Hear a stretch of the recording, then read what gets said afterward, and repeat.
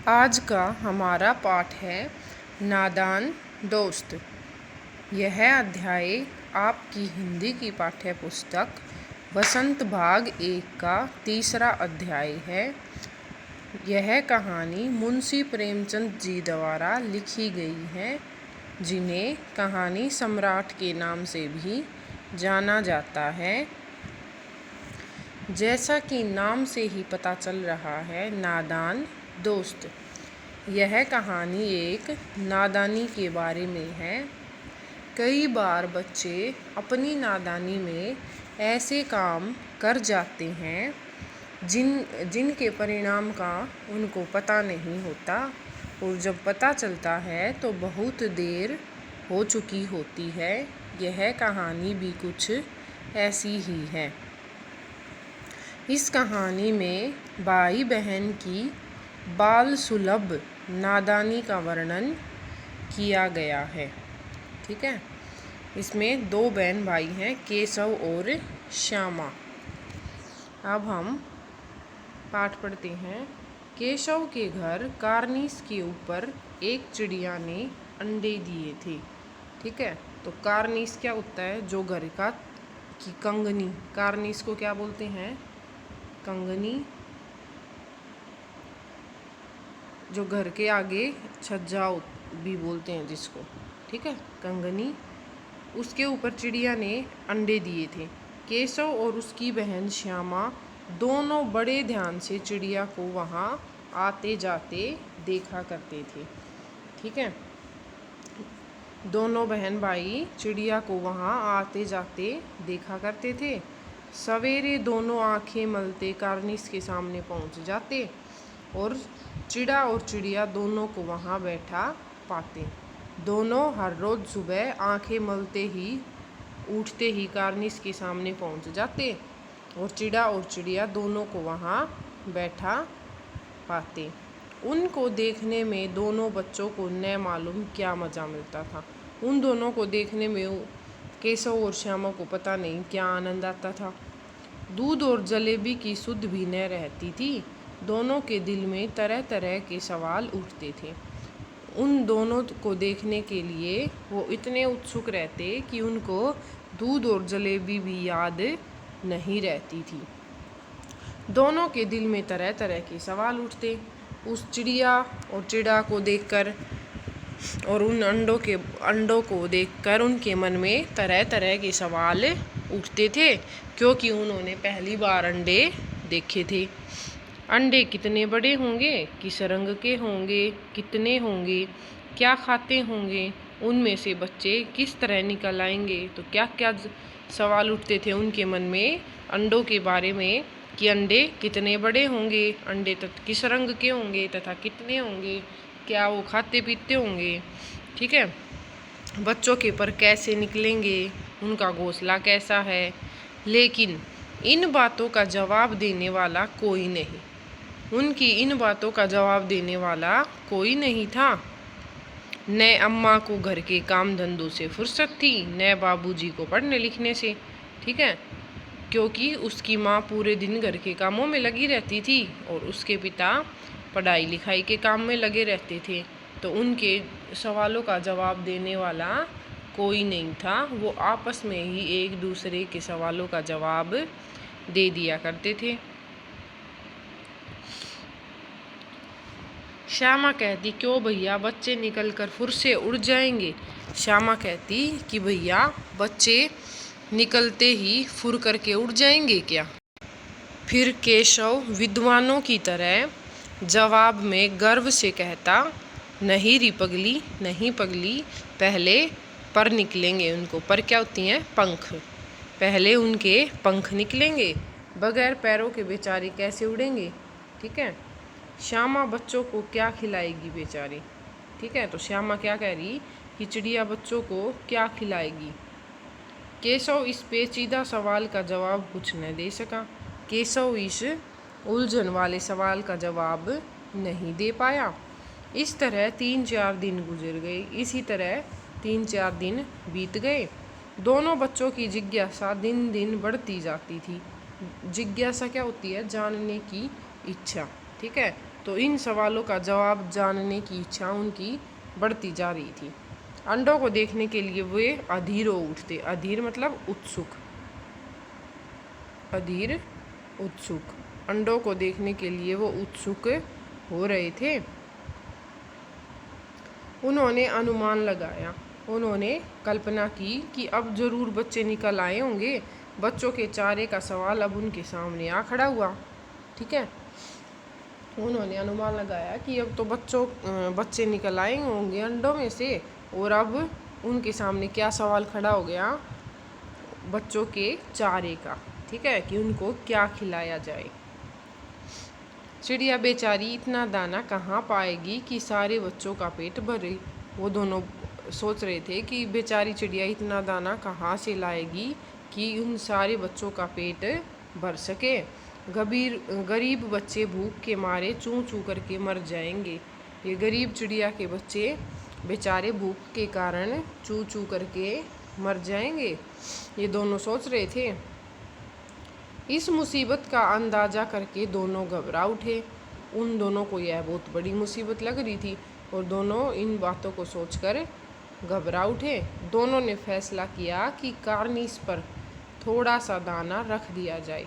फिर दोनों ने क्या फैसला किया कि कार्निस यानी कंगनी या उसको छज्जा भी बोल सकते हैं, उस पर थोड़ा सा दाना रख दिया जाए। ठीक है, श्यामा खुश होकर बोली। श्यामा खुश हो गई और बोली, तब तो चिड़ियों को चारे के लिए कहीं उड़कर नहीं जाना पड़ेगा। केशव बोला, नहीं, तब क्यों जाएंगी? हाँ, जब हम चारा दे ही देंगे तो वो बाहर क्यों जाएंगी? श्यामा, क्यों भैया, बच्चों को धूप न लगती होगी? श्यामा के मन में एक और प्रश्न आया कि क्या भैया बच्चों को धूप नहीं लगती होगी? केशव का ध्यान इस तकलीफ की तरफ न गया था। केशव ने अभी इस बारे में नहीं सोचा था। बोला, जरूर तकलीफ हो रही होगी। श्यामा की बात सुनकर केशव बोला कि हाँ, ये भी बात है, इसके धूप के कारण भी तकलीफ हो रही होगी। बेचारे प्यास के मारे तड़पते होंगे और बेचारों को प्यास भी लगती होगी और प्यास के मारे वो तड़पते भी होंगे। ऊपर छाया भी तो कोई नहीं है। आखिर यही फैसला हुआ कि घोंसले के ऊपर कपड़े की छत बना देनी चाहिए। आखिर में दोनों ने क्या निर्णय लिया कि घोंसले के ऊपर एक कपड़े की छत बना देनी चाहिए, अर्थात एक कपड़ा ढक देना चाहिए। पानी की प्याली और थोड़े से चावल रख देने का प्रस्ताव भी स्वीकृत हो गया। और छाया के साथ साथ एक पानी की प्याली और थोड़े से चावल भी रख देने। दोनों बच्चे बड़े चाव से काम करने लगे। ठीक है, दोनों ने बड़ी खुशी खुशी काम करना शुरू कर दिया। श्यामा माँ की आंख बचाकर मटके से चावल निकाल लाई। श्यामा माँ से छुपते छुपाते जाकर एक मटके से कुछ चावल निकाल लाई। केशव ने पत्थर की प्याली का तेल चुपके से ज़मीन पर गिरा दिया। एक पत्थर की प्याली रखी हुई थी उनके घर पर जिसमें तेल डालते थे। उसने उस तेल को तो ज़मीन पर गिरा दिया और उसे खूब साफ करके उसमें पानी भरा। उसको रगड़ रगड़ के उसे बिल्कुल साफ कर दिया तथा उसमें पानी भर दिया। अब चांदनी के लिए कपड़ा कहाँ से लाएं? ठीक है, अब उस पर छाया करने के लिए कपड़ा कहाँ से लाएं? फिर ऊपर बगैर छड़ियों के कपड़ा ठहरेगा कैसे? बगैर छड़ी लगाए वो कपड़ा कैसे ठहरेगा? कैसे? और छड़ियाँ खड़ी होंगी कैसे? ठीक है, अब उनके सामने एक समस्या और थी कि घोंसले पर अब हम छड़ियाँ कैसे खड़ी करेंगे। तो केशव बड़ी देर तक इसी उधेड़ बुन में रहा। केशव कई देर तक इस बारे में सोचता रहा। आखिरकार उसने यह मुश्किल भी हल कर दी। उसने दिमाग लगाया और इस मुश्किल का हल भी निकाल लिया।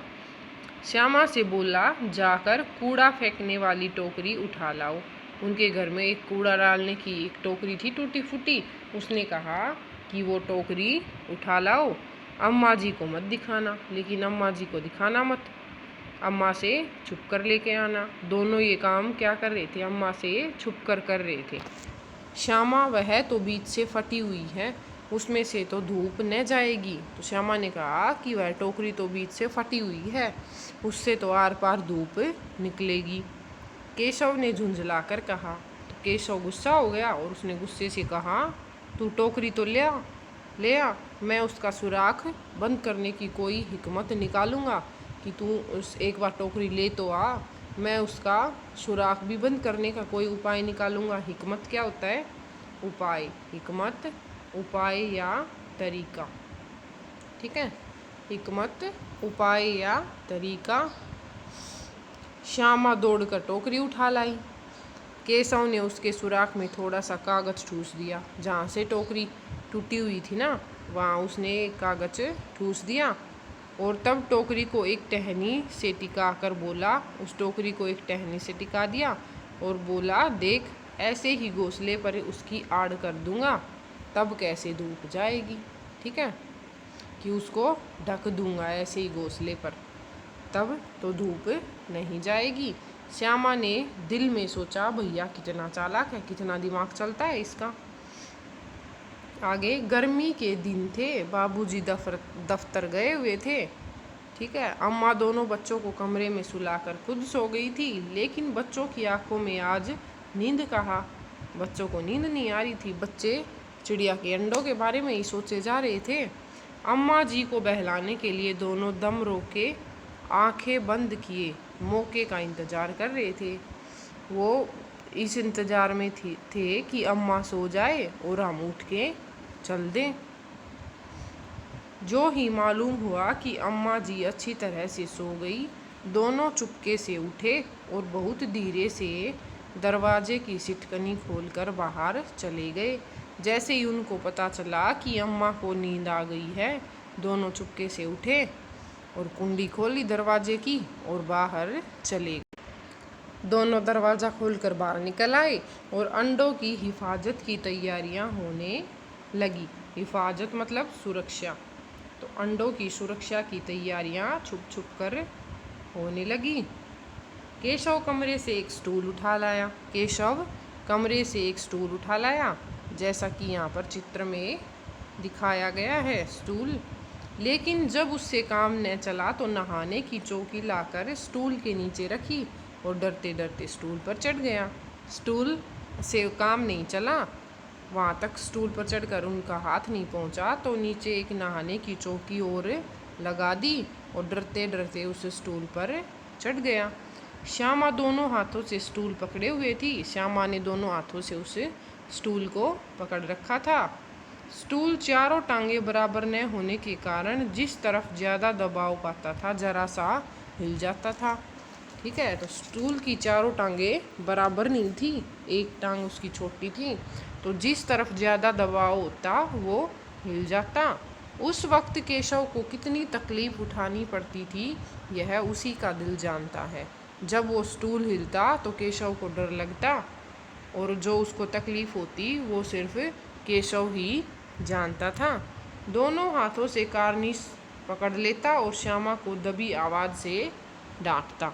मतलब जब स्टूल हिलता तो वह कार्निश को कस के पकड़ लेता तथा श्यामा को डांटता, अच्छी तरह पकड़ वरना उतर कर बहुत मारूंगा। उसको धमकाता कि स्टूल को अच्छी प्रकार से पकड़, नहीं तो तुझे बहुत मारूंगा उतरने के बाद। मगर बेचारी श्यामा का दिल तो ऊपर कार्निश पर था। श्यामा का दिल तो ऊपर कार्निश पर था। बार बार वह भी अंडों को देखने के बारे में सोच रही थी, वह भी उत्सुक हो रही थी कि मैं भी अंडों को देखूं। और श्यामा का ध्यान अंडों की तरफ था, वह स्टूल को ढंग से पकड़ नहीं पा रही थी। बार बार उसका ध्यान कार्निश पर चला जाता और उसके हाथ ढीले पड़ जाते। ठीक है, उसकी पकड़ कमज़ोर हो जाती। केशव ने जो ही कार्निश पर हाथ रखा, दोनों चिड़िया उड़ गई। केशव ने जैसे ही कार्निश पर हाथ रखा तो दोनों चिड़िया उसके डर से भाग गई। केशव देखा कार्निश पर थोड़े तिनके बिछे हुए हैं और उन पर 3 अंडे पड़े हैं। कार्निश पर चढ़कर केशव ने क्या देखा कि वहाँ थोड़े से तिनके बिछे हुए हैं और उन पर 3 अंडे रखे हैं। जैसे घोंसले उसने पेड़ों पर देखे थे वैसा कोई घोंसला नहीं था। आज तक केशव और श्यामा ने सिर्फ पेड़ों पर जो घोंसले होते हैं वो ही घोंसले देखे थे, ऐसा घोंसला उन्होंने पहली बार देखा था। तो श्यामा ने नीचे से पूछा, कई बच्चे हैं भैया? कई मतलब यहाँ कई का क्या मतलब है? कितने बच्चे हैं भैया? तो नीचे से श्यामा ने पूछा कि भैया कितने बच्चे हैं चिड़िया के? तो केशव ने बताया कि 3 अंडे हैं, अभी बच्चे नहीं निकले, सिर्फ 3 अंडे हैं, उनमें से बच्चे नहीं निकले हैं। श्यामा जरा हमें भी दिखा दो भैया कितने बड़े हैं। तो श्यामा बेचारी बोल रही कि भैया मुझे भी दिखा दो कि अंडे कितने बड़े हैं। केशव बोला, दिखा दूंगा, पहले जरा चीथड़े ले आ, नीचे बिछा दूं, बेचारे अंडे तिनकों पर पड़े हैं। तो केशव ने क्या कहा कि रुक जा, दिखा दूंगा, पहले चीथड़े ले आ। चीथड़े क्या होते हैं? फटे पुराने कपड़े। चीथड़े ले आ, नीचे बिछा दूं, बेचारे अंडे तिनकों पर पड़े हैं। ठीक है। उन्होंने सोचा कि अंडों को तकलीफ होती होगी, तिनकों पर रखे हुए हैं, तो मैं कुछ बिछा देता हूँ। श्यामा दौड़कर अपनी पुरानी धोती फाड़कर एक टुकड़ा ले आई। श्यामा दौड़ी दौड़ी गई और एक पुरानी धोती को फाड़कर कुछ टुकड़े ले आई। केशव ने झुककर कपड़ा ले लिया, उसकी कई तह करके उसने एक गद्दी बनाई। उसने कपड़े की कई तह लगाई और एक गद्दी बनाई और उसे तिनकों पर बिछाकर तीनों अंडे धीरे से उस पर रख दिए। उसने अंडों को हाथ लगा दिया और उस कपड़े को बिछाकर तीनों अंडे उस पर रख दिए। श्यामा ने फिर से कहा, भैया मुझे भी दिखा दो। तो केशव ने जवाब दिया कि दिखा दूंगा, पहले जरा वह टोकरी तो दे दो, ऊपर छाया कर दूं। श्यामा ने टोकरी नीचे से थमा दी। नीचे से श्यामा ने टोकरी उसको दे दी और बोली, अब तुम उतर आओ, मैं भी तो देखूं। अब श्यामा ने कहा कि भैया अब तुम उतर जाओ, अब मैं देखूंगी अंडे कैसे हैं। केशव ने टोकरी को एक टहनी से टिकाकर कहा, दाना और पानी की प्याली ले आ, मैं उतर आऊं तो तुझे दिखा दूंगा। केशव ने कहा कि पहले दाना और पानी की प्याली तो ले आ, फिर मैं उतर आऊंगा और तुझे दिखा दूंगा। श्यामा प्याली और चावल भी ले आई बेचारी। केशव ने टोकरी के नीचे दोनों चीज़ें रख दी और आहिस्ता से उतर आया। आहिस्ता क्या होता है? धीरे से उतर आया। श्यामा ने गिड़गिड़ाकर कहा कि अब हमको भी चढ़ा दो भैया, कि अब हमें भी चढ़ा दो भैया। केशव तू गिर पड़ेगी। केशव ने उसे धमकाया कि तू गिर जाएगी, मैं ही गिरने वाला था। श्यामा ने कहा, नहीं भैया मैं नहीं गिरूंगी, तुम नीचे से पकड़े रहना, आप मुझे नीचे से अच्छी तरह पकड़ लेना। वीडियो अच्छी लगे तो लाइक और शेयर करें, चैनल को सब्सक्राइब करें।